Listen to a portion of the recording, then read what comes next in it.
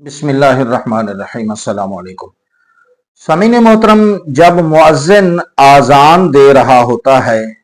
تو جب وہ اشہد ان محمد رسول اللہ پڑھتا ہے تو کیا اس وقت یعنی وہ آذان دے رہا ہے اس وقت ہم درود پاک پڑھ سکتے ہیں یا درود و سلام پڑھ سکتے ہیں یا نہیں پڑھ سکتے، یا خاموش رہ کر آذان کو سننا چاہیے یا درود پاک پڑھنا چاہیے؟ تو اس کا جواب سماعت فرما لیجئے کہ جب سرکار دو عالم صلی اللہ تعالی علیہ وسلم کا نام نامی اسم گرامی آئے تو اس وقت آپ صلی اللہ تعالی علیہ وسلم کا نام نامی اسم گرامی سن کر آپ پر درود و سلام پڑھنا یہ مستحب عمل ہے، بہت اچھا عمل ہے۔ بلکہ رد المختار میں ہے کہ جب سرکار دو عالم صلی اللہ تعالی علیہ وسلم کا نام نامی اسم گرامی آئے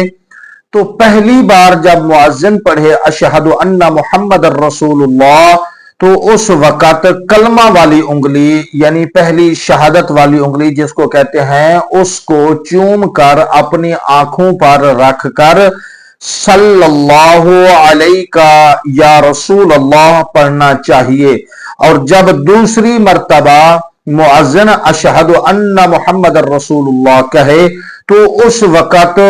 سرکار دو عالم صلی اللہ علیہ وسلم کے نام نامی اسم گرامی کو چوم کر شہادت والی یا کلمے والی انگلی سے اپنی آنکھوں پر لگائے اور پھر پڑھے اللہم متعنی بالسمع والبصر، اور سرکار دو عالم صلی اللہ تعالی علیہ وسلم کے نام مبارک کو چوم کر آنکھوں سے لگائے اور پھر پڑھے صلی اللہ علیہ یا رسول اللہ۔